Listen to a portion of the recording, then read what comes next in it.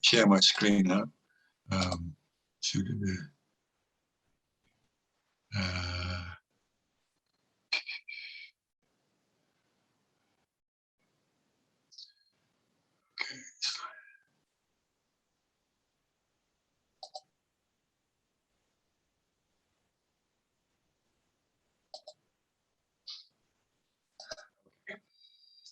So, thank you very much for asking me to speak here. And what I will talk about is, in the brief time that we've got, is one of the central themes of a book that I've just published this year, which is called Multimodality and Identity.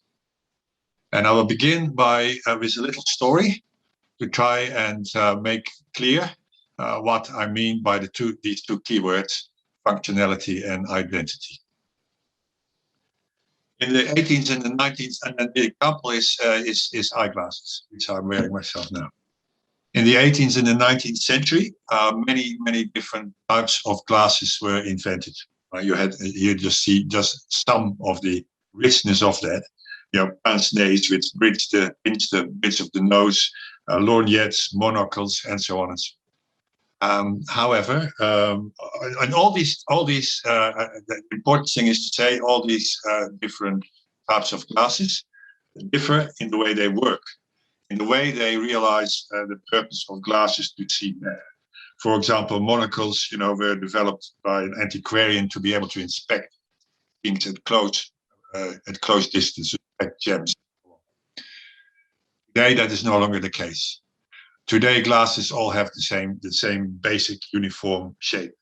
Two lenses plus or minus rims, a bridge that sits on your nose pads to make that comfortable, and hinged temples, as they're called, to fit the glasses over your ears.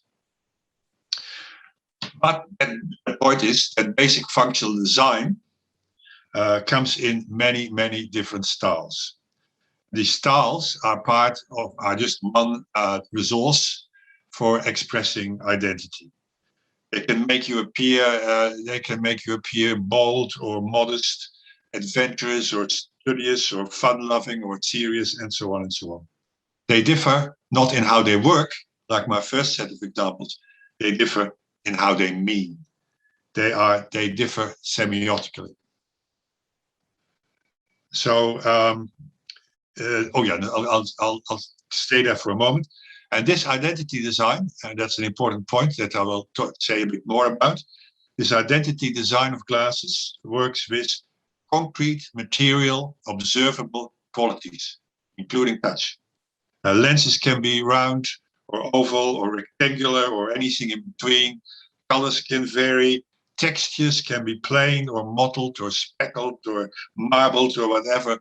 Frames can be light or heavy, rigid or flexible, and all these qualities all together in their multimodality can generate metaphors, can generate meanings. Actual physical likeness can get some kind of more abstract meaning, maybe cheerful or carefree, depending on the context. And identity design also works with these qualities, and I can say more about it later. But it also works with cultural references, with provenances. Ray-Ban aviator glasses can evoke the real or the imagined qualities of airline pilots. Frames can be associated with iconic celebrities like the round glasses of John Lennon or the cat eye glasses of Marilyn Monroe, and so on and so on. All of these have references most people can recognize. And those differences the phenomenon is not is semiotic, but it is also an industry. There is a company, an Italian company called Laxicotta, which produces, as by a report of 2 years ago, 27,000 different frames, selling close to 1 billion pairs each year, charging customers in the meanwhile probably up to 20 times as much as what they actually cost to make, and buying up all the famous brands as well, like Ray-Ban, and Vogue, and Prada, and so on and so on. So they're turning a physical object into a statement of identity. So to summarize what we have so far, we have in functional design, we have elements that combine in a particular way, which can be temporal, which I'll come to an example of later, procedural, or constructional, spatial, which is the case with eyeglasses, and that realize an overall practical goal, such as seeing better, but also many other things, in a way that is ergonomically optimal. That's sort of the case of glasses, it's well on your face, but in the case of, for example, it's easy to read, easy to navigate, easy to find, and so on. In identity design, on the other hand, the physical qualities of these functional designs, for instance, their color, their shape, their materiality, are used to create styles that express values and meanings that make up contemporary identity. These identities can be individual identities, as is the case of eyeglasses, but they can also be identities, institutional or corporate identities as well, and branding. So this is not only the case, this paradigm applies not just to objects, as in the example I've just given. I could give many other examples. You know, for example, in the 19th century, an enormous amount of different woodwind instruments will have been invented, all sounding differently. Hardly any of them survive, or at least the only ones we got from that era is the saxophone. But there were many other ones. Today, there are more different musical sounds are invented than ever, but mostly they are played on the same kind of functional thing, namely a keyboard. But you can also have identity, functional identity in texts. So let's have a simple example here,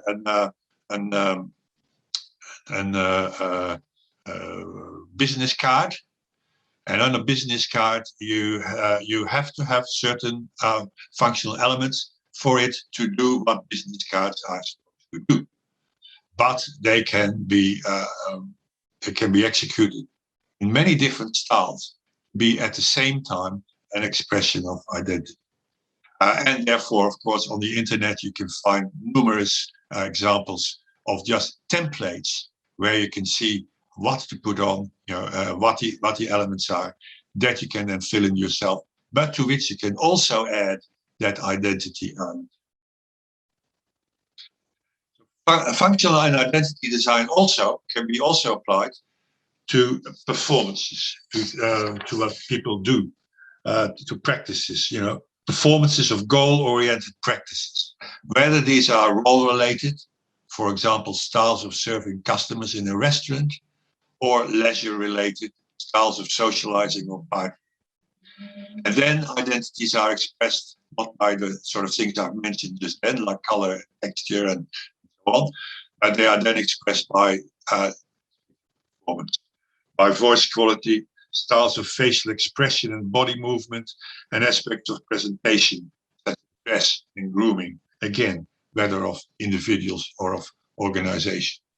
Same kind of things that you do, for example, the things that the waiter is doing, can be done in very different styles that will have to do even with their facial expressions. Look at the difference, but also with dress and grooming. So I have already given an example of, with the eyeglasses, of a compositional, spatial analysis, and of course, a procedural is something that happens over time. Now, this is of course a combination, because this is a spatial rendition of reading something of text, which normally takes place over time. But it gives some sense of an ongoing procedure, which is a sort of which is often referred to as, in a particular way, as a genre. So here you have a little text from a study that I did years ago with David Machin on Cosmopolitan magazine, and there you have a particular kind of text, which we call the hot tips genre, which has also always got the same structure. Dilemma, dilemma is to do here with dating. Does he want to be more than a friend? Hinge towards the tips, and then the 4 tips. And you can see that this is also structured multimodally, that each of these elements has a particular visual identity as well. But it is also a process that leads from a beginning of a dilemma to a solution, which is the solving. So back to the two things that I mentioned. So provenance is. Can you actually see this picture on the right? I'm not sure about it because I am obscuring it myself. What I see. But provenance is based on recognizing where shapes and colors and motifs, also visual imagery motifs, come from which periods, from which countries, from which social groups, etc. They can then associate values we associate with, express the values we associate with those periods, countries, or groups. But that is very similar to to how Roland Barthes has described the process of notation or myth. So in this particular example, there is the business card of the executive director of a particular college, which is intended to be a bridge for Aboriginal students who come from the country and who have to get used to the city and to be prepared for entering a sort of mainstream education from there. And so in the image, the dot motifs and the earth colors of Australian Aboriginal art are used. The motif of meeting under a sacred tree suggests that the college adheres to Aboriginal values and traditions. And so, however, there are also cases in which we see features of color or of shape or of texture that we cannot place, that we cannot immediately say, where do they come from? What do we associate with this? And then what I call experiential meaning potential allows us to make meaning by extending our experience of those physical material qualities, of colors, shapes, textures, poses, movements, and so on. And in the case of eyeglasses, they're very physical. You actually feel those things, and you point and you. But in writing, we can also relate what we see to experiences that we all know. For example, what kind of things create irregularity in writing? Things like it could be that you are a child and you have not yet mastered the art of neat writing. It could be that you somehow have a physical handicap or in difficult to use kind of materials that it is difficult to make in a way that when people start to learn to write on a screen with your finger or with a stylus, at first people are very clumsy, make very irregular letters. It can be that people are intoxicated, and there are many things, many experiences that we know create irregularity. And from those, we can then select a possibility that is appropriate to the content. For example, the actual lettering of the trendy college is sort of irregular, handwritten, large, spacious. So there is a sense of this being genuine and authentic, but also of asserting itself, asserting its place into the world, being bold. When you have the irregular letters on anything made for children, whether a children's book or a party invitation, then you can associate it with things that you think about children. For example, whether they're playful or whether they and so on. Or when you get it on the menu of a chain hotel, you can see that even though what they serve up for breakfast is exactly the same in every instance in all the different branches of that hotel, nevertheless they want to make it seem though it is special, not standardized. So they make unstandardized kind of lettering. But if you look carefully, you can see that although it's sort of uneven on the baseline, all the R's are irregular in exactly the same way. far. So producing text and interpretations as well, with provenance and experiential meaning, is to some extent always a creative act. There is no code. You have to either have a cultural knowledge, or you have to be able to draw on experiences. And in that sense, it is a kind of meaning making that is becoming increasingly important, particularly in such areas as where identity matters, because identity has to be different all the time, but it also, of course, has to express affinities and similarities with similar kind of identities. So the conclusion of this is that functional design today is increasingly homogeneous in the world, across different contexts and across the. And that to me is a very important point for social semiotics, because it is not only the case in semiotic artifacts and texts such as I've shown, but it is also the case in society. I believe that social cohesion today in complex societies comes to be based much rather than on what people do and the functional things, than on who they are and what they stand for. Identity can be fragmented, but what we do becomes more homogeneous across the world. Identity design, by contrast, so that's a new way. I often compare it. I often use universities as an example when I try to make this point. In a university, you can find in one room, as it were, a course on data mining in marketing. In the next room, you can find a course that critically analyzes contemporary capitalism, completely different in terms of values, but they will follow the same procedures. They will follow the same assessment patterns, same patterns of lectures and tutorials, and so on. And they will all use PowerPoint slides.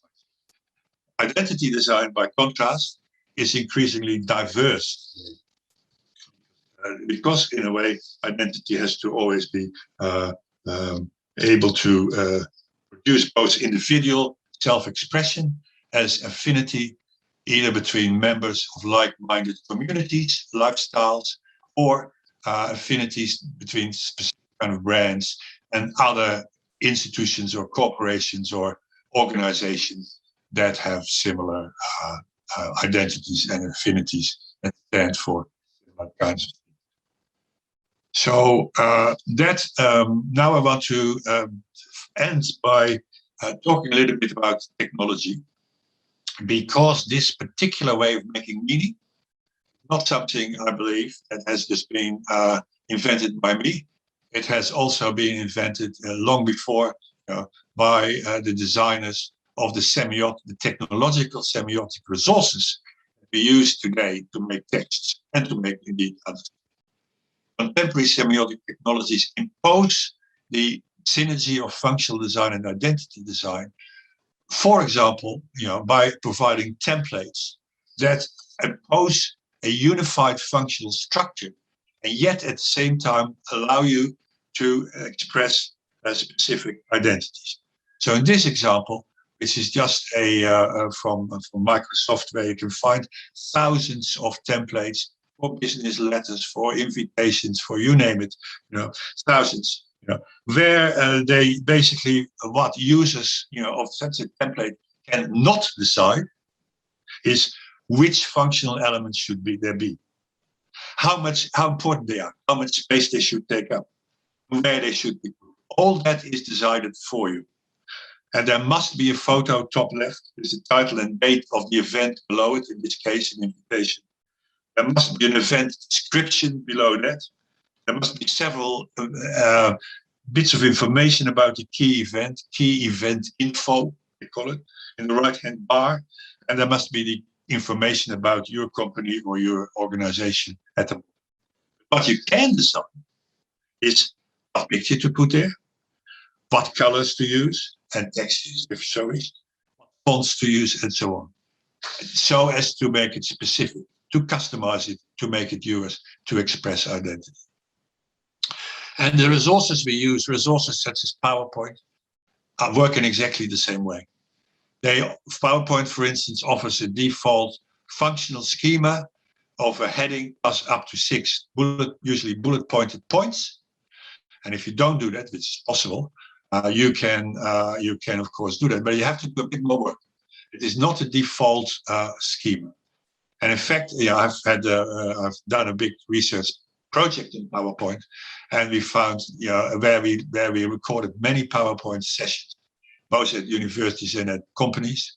And the large majority of people, even though they can do something else, use that PowerPoint dot point schema that's provided. But at the same time, as you know, you have a rich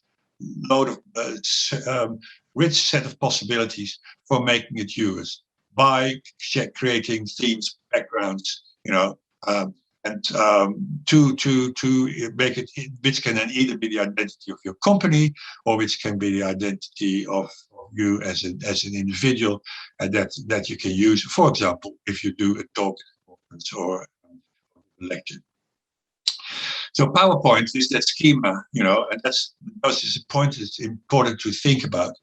It originated at the Bell Laboratories. There's a good book. There's actually a book which describes the history of it by the inventor of PowerPoint, Robert Guest, as a tool for pitching ideas to management for money.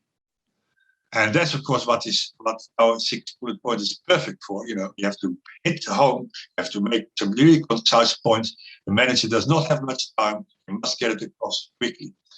But since then, it has become a dominant textual template for many other things, including lectures and conference presentations. And has PowerPoint adapted itself to conference presentations and education?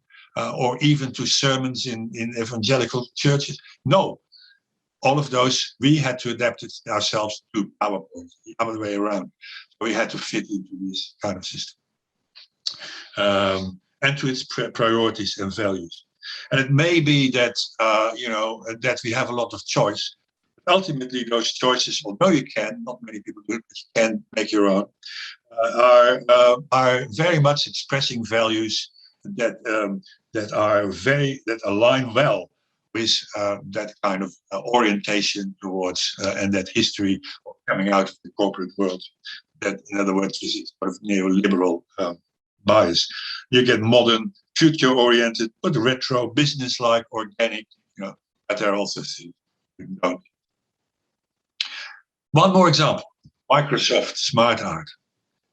Microsoft Smart Art offers, last time I counted, which was a talk I gave about a year and a half ago, 233 different versions of just 9 types of functional diagram, such as lists, processes, cycles, hierarchies, etc. So, and that doesn't even tell the whole story. So these different versions have potential for expressing identities in various ways. For example, the one on the top there is just, a list of some kind, but it gets bigger and better.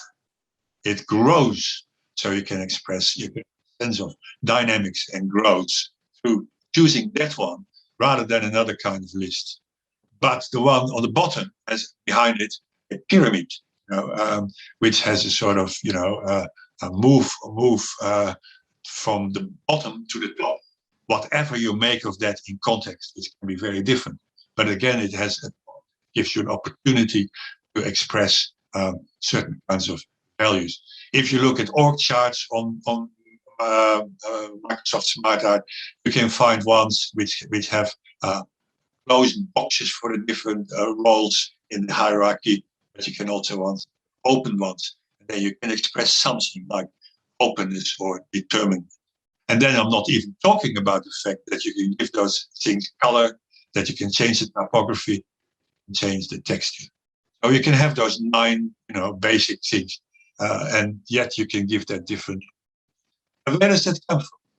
Gunhild Kvåle, a Norwegian social semiotician, documented Microsoft Smart Art started by providing just 6 diagrams. And they were all related to the ones that you use in offices and other workplaces. Workflow charts and org charts in particular. Then they broadened this. They called it relations and added these elements that I've just talked about, like, as it were, the art in smart art.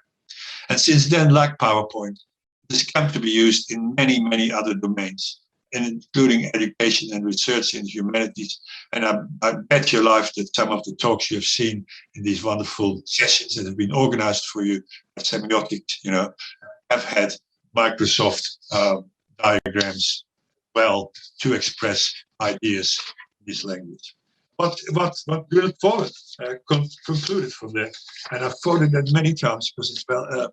When she had a study where she looked at how students try to use Microsoft in a linguistics assignment, where they had to make a morphological tree, which is a traditional thing in linguistics.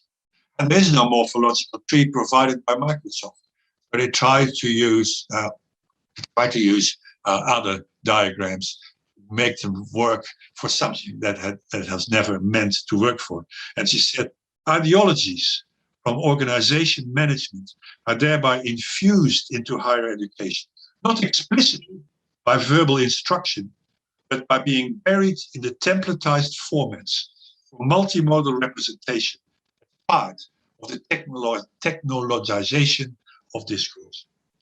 So to make just a few final comments on this and on the importance of analyzing technologies of these kinds today. Contemporary semiotic technologies offer resources for multimodal text production, which templatize and homogenize and organize functional text structures across the globe. Everybody's using them. In fact, our PowerPoint project had also collaborated with Singapore, and we saw little cultural difference in this regard. Across the globe, while at the same time offering multiple choices for individual and corporate identity design. These identity design options are nevertheless pre-designed, originated in the context of corporate, pre-designed, and they express values that usually are well aligned with contemporary neoliberal order. The approach to multimodal text production originated, this semiotic, this technological approach, this templatized approach, originated in the context of corporate communication practices. But since then, the model has colonized many other domains. I strongly feel that our studies, our social semiotic studies of technology, have to have this, critical discourse approach to it. It is important to study just what semiotic technologies facilitate, but also what they exclude or make it difficult to do. We have to do so with an eye on the history of these technologies and to do what Günter Kress often expressed it, to look, this is not just to be only critical. Of course, there are also marvelous things they allow us to do, but we have to look, as Günter Kress, both at the gains and the losses of what happened when we move from previous practices into these kind of semiotic practices, aided technologies. Thank you. Many, many thanks to you, Professor Theo Van Leeuwen. So we were looking for new questions. So maybe it's the time. Maybe it's the we're kind of exhausted because we had this. Joao, you have a question for Carrera.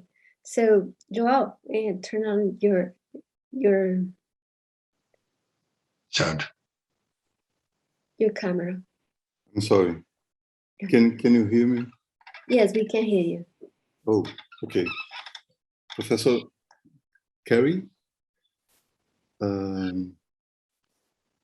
I would like to ask you, Professor Carey, can you hear me? Just call me Carey. I can hear you, yeah. Yeah. Hello. Okay.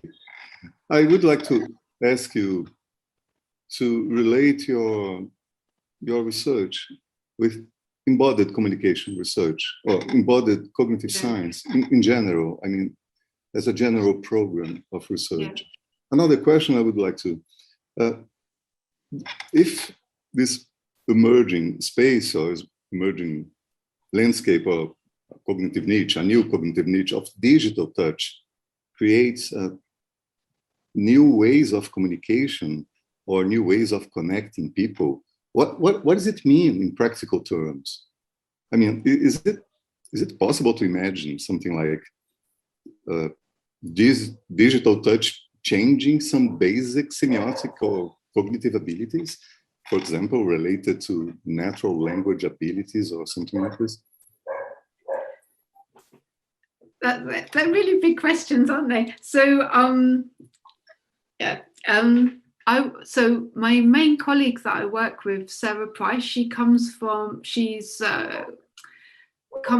embodied, or she is situated within embodied cognition, but more like distributed embodiment. So with the work of Roland and others, so very much around exploring, you know, so I suppose using the work of people like Sheets Johnson, so exploring like the body, thinking through movement or the feeling body. So I guess that's my relationship to the embodied cognition is through people like Sheets Johnson and the more kind of where it is very much about distributed cognition. There is no kind of, you know, mind body split in that sense. So in how I see it in working with my colleague Sarah Price is that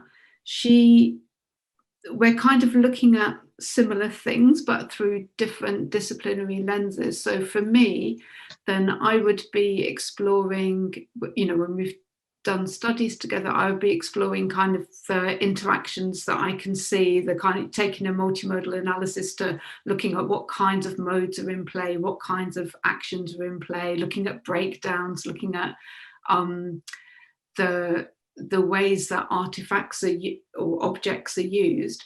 When I work with Sarah, she also needs she needs the kind of person, the participant's version of what's going on for them, like their conceptual thinking around that. So I guess not doing a very good job of answering your question, but I would see the kind of semiotic and the cognitive stuff as kind of having different methodologies to get at different aspects of how we kind of operate in the world through our bodies. Yeah, I don't know really. Can I say something? Because what I'm so interested in Carrie's work is the connection to art and design. You know, and that we have to ask as semioticians, what can we do with and what can artists and designers do?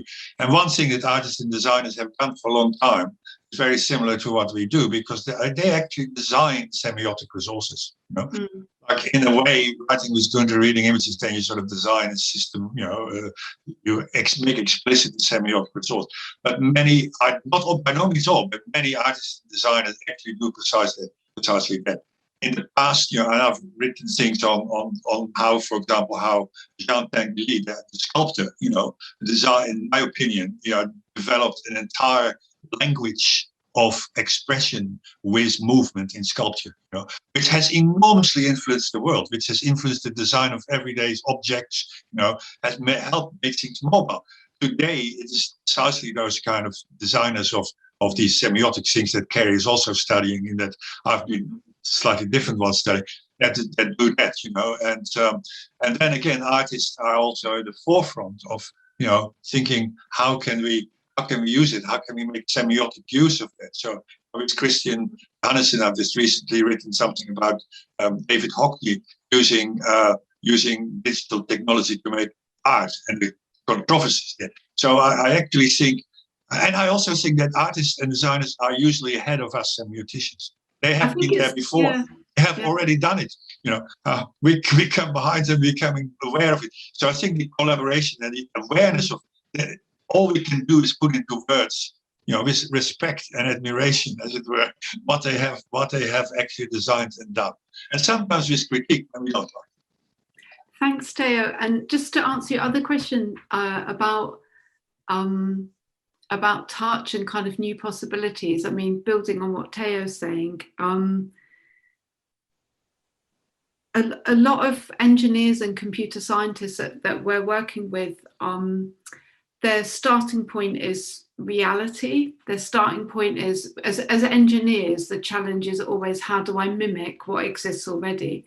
But there's a real kind of questioning of that approach in engineering computer science at the moment, to say, why am I trying to recreate what exists in the kind of analog world, or why am I trying to create what I know? And that's why I think a lot of computer scientists are interested in working with artists as well, and why social scientists are, because they, not all of them, but they kind of tend to ask different kinds of questions because they have different kinds of methods and different ambitions as well. And so, but in what I would say is that touch technologies have already changed what touch is, in the sense that when we're kind of reading about the philosophy of touch, like one of the really key fundamental things about it is the mutuality of touch.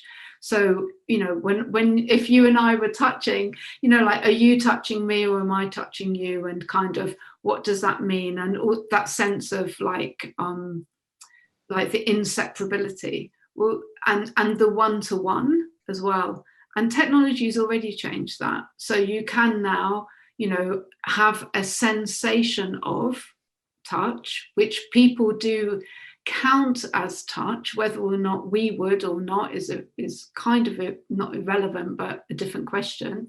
But they count through the ways that say, like, even the most crude kind of touch sensation that you can get through an advanced technology, that people have a sense through their imagination, through their prior experience that they bring to it, through their kind of you know, imagination, through the context, through the kind of rituals that sensation's being situated within, like a handshake or a hug or whatever.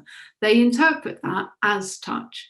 And you can, so there is no longer this question of, am I touching you or are you touching me? Because these technologies get sent and received. So it's like, and they're not, so there's, and also the sense of like, I could send, you know, using certain technologies, I could experience a sensation from multiple people at the same time, and they could, and I can send it to multiple people. So there's lots of kind of questions about whether or not technology is or will continue to mimic or, you know, create illusions or perceptual tricks around kind of what's possible. But there's also some of the technologies we're looking at, like interactive skin. They're kind of really using the body in different kinds of ways, which it's not that, so they're kind of bringing touch to different parts of the bodies in different contexts than they would normally be in. So, and in terms of like virtual reality, what can be touched in a virtual world is very different than what can be touched in the real world. And people, one of my favorite quotes from one of our studies was, because we were saying to people, is what you experienced in VR, is that touch for you? Do you call, you know, do you think of it as touch, you know, and kind of trying to kind of explore what that meant for people. And someone said, it's not like touch in the real world. It's like when I'm gardening, I touch something, I am touching it, but there's this kind of barrier with it. So it's different, but to me, it's still touch. So I think the landscape is changing in the context of touch as well. And I think that there's some worrying things about that, you know, like especially, you know, when we think about the pandemic and the COVID pandemic, but also other pandemics, and where touch lies in that, and the aversions that many people are having at the moment to being out in the world and touching, and that kind of sense of stuckness. Like, is technology going to come into that space and, you know, support that kind of distance in ways that we might not find useful? Or is it useful because actually for some people touching is very painful or very difficult, either psychologically or physiologically? So yeah, it's a very uncertain influx space. Yeah. Thank you. Thanks for your answer. Thanks Thank for you for your question. Thank you. Many thanks for both of you. And we have the last question just for being in touch with the audience. So for Theo Van Leeuwen, don't you think that the technologies take away our creativity too? I mean, the choices given us with the new technologies make us a type of lazy and less creative. So our identity shapes just on the choices we have, not on our creativity. Jamila just said. So yeah, well, that's a really important question, and it is certainly objectively true, that outputs of certain kinds are becoming notably more homogeneous, across the world than they used to be. However, and so it is also true that in many cases, we make the choices we make for our identity are limited by what various industries provide. That is so for buying clothes, that is so for buying all those things that matter in identity. However, there is still, that's why today, where creativity comes in is less in what they actually are than in what in a different context we call fusion. We can combine things in different ways. And we don't have to combine things in the way that is prescribed. And in that way, through the kind of fusion of different elements, we can still, make points and be creative. To be actually creative, to actually, make things from scratch is becoming much harder, And so, however, I think then there's another thing. One other thing I want to say, you can look at, you can focus on you focus on what you lose, or you can focus on what you still got and what you can work with. I also play piano, and if I play on my electric keyboard, then every acoustic piano is different. Every piano of the kind that I play on electric is precisely and exactly the same. But I still got rhythm, I still got melody, I still got harmony, I still have a lot to work with, And I can focus on that, and I can focus on the opportunities I have within this world, to actually feel I'm in control. I'm not just, at the mercy of what is being provided. That applies even to simple things like PowerPoint and so on. Yeah, I just want to say, I think, well, technology is just, it's nothing, it's just, technology is just part of the social. No, I disagree with well, that. You can disagree with me, but I can still finish my sentence, though, Theo. Let me finish but let me finish what I have to say. Okay, sorry. So technology, so technology is not nothing, but it's part of the social world. And I think this question about creativity and laziness, or more or less, I think, I think the kind of social context in which people live and the constraints that are socially set around how technologies get used or don't get used are so much greater than the constraints of the technology as well, though. Do you know what I mean? So they're kind of always in conversation with each other. There's the technology, but it's a part of the social world, and the social world constrains what happens with those technologies as well. Even when technologies can do amazing things, most people don't have enough knowledge of even what's possible with that technology to use it in different kinds of ways, or even the ways that it's intended. So yeah, I think. But also access, what have you got access to? Yeah. Wonderful technologies, but who can use it? Yeah. Who has access in whatever way? So I do actually think that it is important, because we are overwhelmed with technology, and we all are, and it changes. And part of it is that they change it all the time to keep us overwhelmed. But I do think we need to have, critical studies of technology. We cannot just, otherwise I see some research in education that I shake my head off by, because I think you're just marketing Microsoft. Yeah. This is not good enough. This is not good enough. I think you are educating children here. Wait a minute. I think what's really interesting around the kind of cutting edge technologies around touch is that the social, that, you know, there aren't that many social scientists working alongside computer scientists and human computer interaction designers, but actually they're really interested in it. And rather than wait until those technologies are out in our world and we hate them, then I think, you know, to try and find spaces where we can work with computer scientists and designers who aren't trained to think about the social and aren't paid, you know, they're not kind of, their training is to advance to a very particular kind of questions and challenges in technology, in what technology can do. And they're really up for having social scientists like sitting alongside them saying, well, you really don't want to do that. Or this is, you know, these are the implications of it. So, you know, many of them are really interested in thinking about the social implications of their technologies. And that's, you know, useful to have those conversations through the process of making, rather than, as I've often done in my work before, is critique it after the event. So I think it's really good to have those collaborations for that reason as well.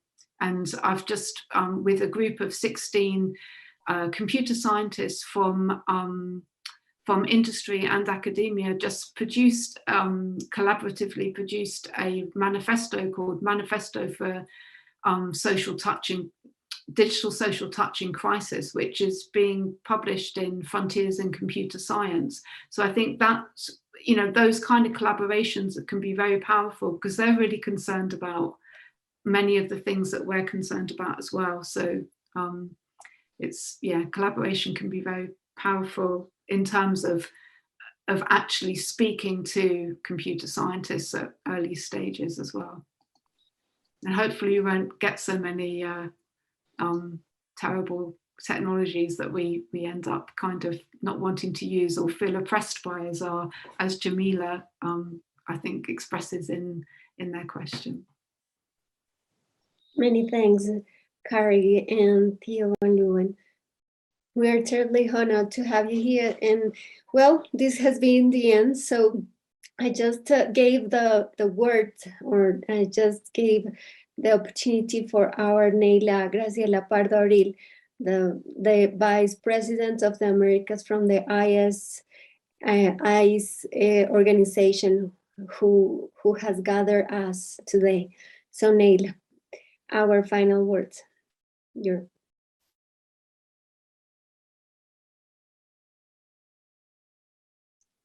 micrófono. Muchas gracias, Bianca. Buenas tardes en América Latina, buenos días en algunos lugares de Europa y de Oceanía, de Australia y en otras partes del mundo. Cerramos con satisfacción el segundo encuentro de jóvenes investigadores de carrera temprana en semiótica, el cual se realizó gracias a la iniciativa de la IASS-AIS y de su presidente, el profesor Cobley.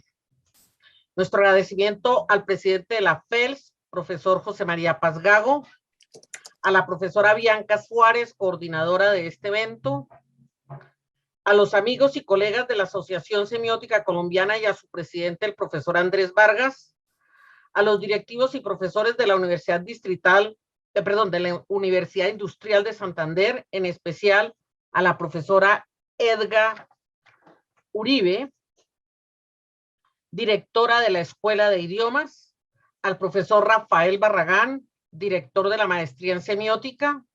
También agradecemos a quienes con su labor nos han apoyado en este proceso, en especial a la organización Campus, al equipo de traductores y al equipo del protocolo.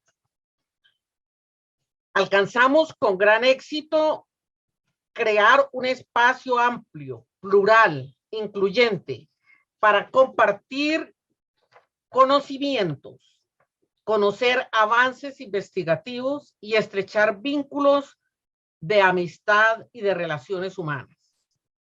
Se consolidó un interesante diálogo entre investigadores senior e investigadores de carrera temprana, quienes están desarrollando nuevos puntos de vista para abordar fenómenos semióticos y del lenguaje.